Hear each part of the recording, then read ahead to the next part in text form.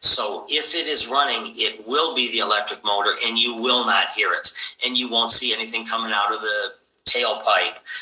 You won't see any components moving underneath the hood if the hood is pried open or popped open, like the belts and things like that. So we do need to look inside, and there's going to be a dashboard light that I think it says power. And when that is on and illuminated, that means it has power.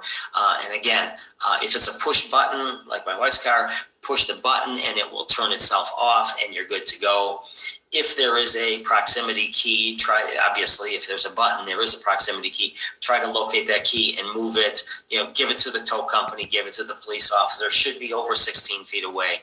Or just make sure you know not to touch it. Throw it up on the dashboard. If there's visible smoke, wear PPE and SCBA, okay, that's fine. Fire or arcing, do not approach the vehicle. Establish a scene safety, avoid contact with all fluids, which is you're going to do anyways. Do not approach the vehicle. I don't understand that. Fire, we put those things out. Arcing, I've never seen one arc, heard of one arc, seen a video of one arc, so I don't know. If you find one, prove me wrong. Talk about it, but I've not seen that or heard of that. Hybrid electric vehicle batteries must be recharged periodically. So my wife's Toyota Prius, it is a regenerative system. So as you drive the vehicle, that recharges the electric batteries. You may have seen some electric charging stations. That's for the fully electric vehicles. So again, they're getting better on this, but when the electric vehicles first came out, the Chevy Volt with a V, the rule of thumb on that one is if you use 110 charging system, which is what most of our houses is. So if you use a extension cord from your house or garage to your vehicle and plug it in, you will be at a full charge from empty to full in 8 hours. If you have a 220 volt system, so big stuff. If your house is equipped with that and you can charge it with a 220, it goes down to about 4 hours. Okay, and then those charging stations that you might start to see popping up at shopping centers and colleges and some parking lots here and there. Our governor was just recently talking about how infrastructure-wise we're going to start putting in a lot more of those because we're going to start producing a lot more electric vehicles. You pull up to one of those electrical charging ports, you grab the electrical port charger, plug it into your vehicle, and run your credit card through it. And you can be charged up in as little as 45 minutes, from completely empty to completely full. All right, so recharge. If it's a plug-in hybrid or electric vehicle, then it needs to be plugged in. But some of them, it regenerates, like my wife's car. There's many types and designs and locations of batteries, inertia switches, and pilot circuits to shut off high voltage systems. So the switches can get shut off when they are in a crash, and then you have to reset the high voltage system at the dealership. It won't start by cranking it or pushing the button.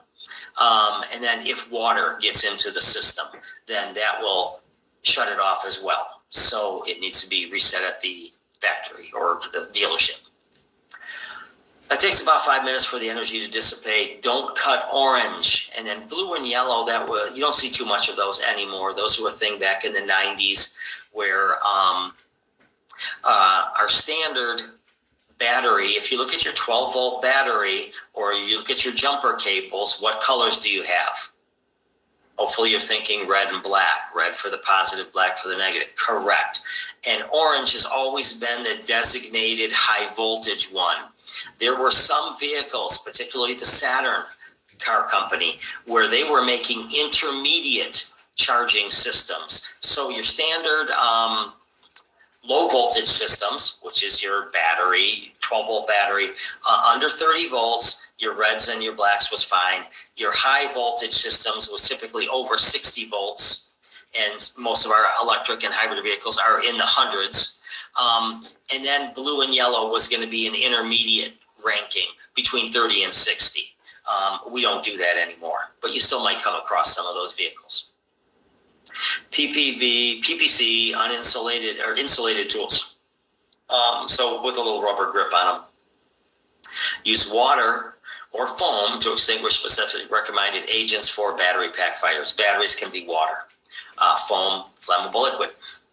Okay. So here is, all right, so this one's going to prove me a liar. This one is the high voltage battery pack underneath the hood of this vehicle. I don't recognize what kind of vehicle that is. It says electric vehicle, so it says all electric vehicles. So obviously it's some type of a prototype, but there is the battery pack right there front and center. So the internal combustion engine is underneath that. There's your 12-volt battery right there. So gasoline blends, your ethanols and methanols have gas components.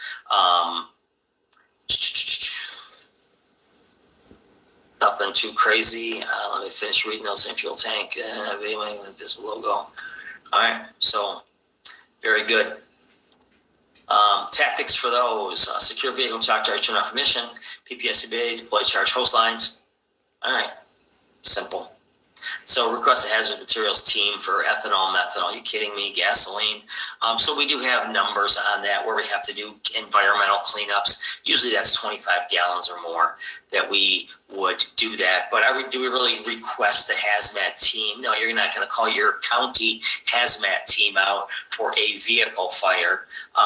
You're going to use the people on your department. So again, many of us have the 24-hour class. A bunch of us have the 40-hour class. And then there's some people who have way more training than that. Chances are on duty, you have got someone on the hazmat team. Ask them what they think. But it's probably not going to be called a hazardous materials team in almost all cases. Biodiesel is a blend of liquids made from natural plants and diesel fuel. Yellow liquid of the odor of cooking oils. Yes, some people experiment with this from old oil from deep fat fryers. They use it for so long and then they want to get rid of it. And these people use it and treat it and put it in their tanks. Okay, nice, because you don't have to throw it out and pitch it out. But again, a lot of work in there involved with that stuff. Non-toxic, biodegradable, sulfur-free. It's slightly lighter than water, as we know. All flammable liquids, or most, are. Flashpoint, designed for diesel fuel. All right, very good. So no logo required for diesel vehicles. Usually you can hear them. They have a very characteristic sound to them and a smell to them. So no different there. Fuel leak, control a leak, request hazmat team if you need to. Fire, water. There's your A number one. All of these things are backup plans. Foam, carbon dioxide, dry chemicals. And again, dry chemicals are that family of dry chemicals that can be BC rated or ABC rated. Hydrogen, still in the concept stage. There is no hydrogen vehicle in production that I know of. They're just test concept stuff right now. But let's see what they say. Colorless, odorless, not toxic, energy efficient fuel. Flammability range 475%. Invisible flame. So that could be a problem-ish. You're only going to see that in a chemistry lab, an invisible flame, because if you do have a flame from a hydrogen vehicle, guess what? The seats are burning, the glass is melting, the seat belts, the upholstery, the carpeting, all that other stuff is burning, which does give off smoke.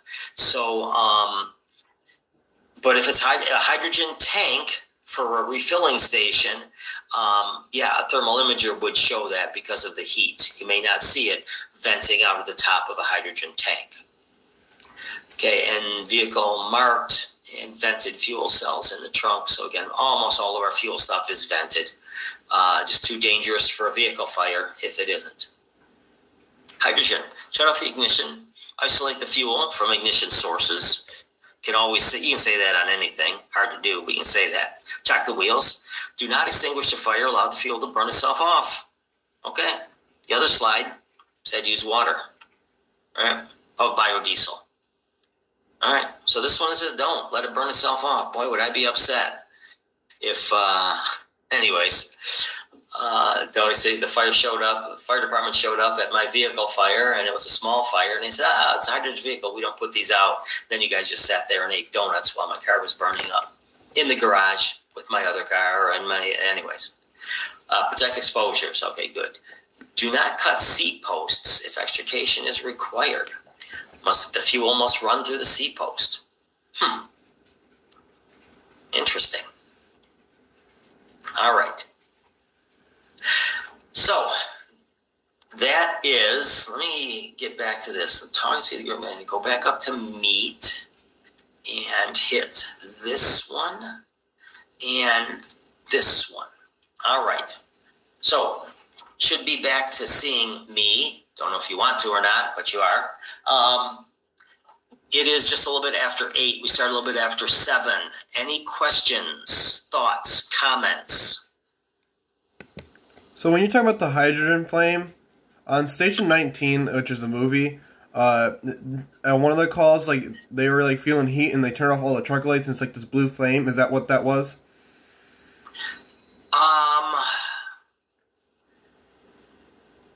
I have not seen a hydrogen fire. It would have to be pure hydrogen, but the slide says it's invisible.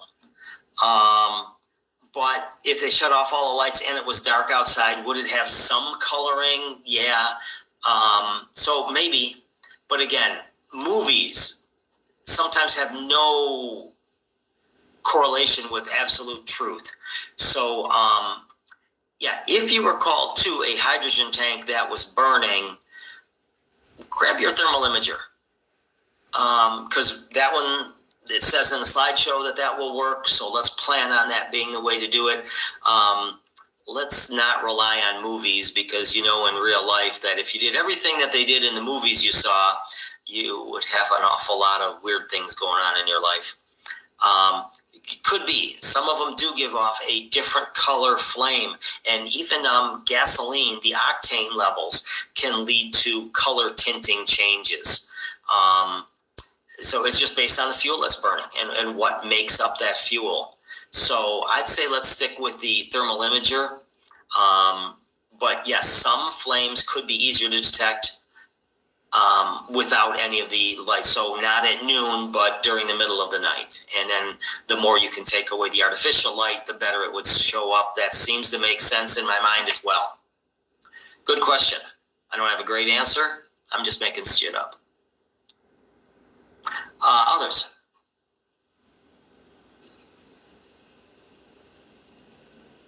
All right. Let's take a 5-minute stretch break. Walk, stretch, move, bathroom. Oh, we are moving outside my window.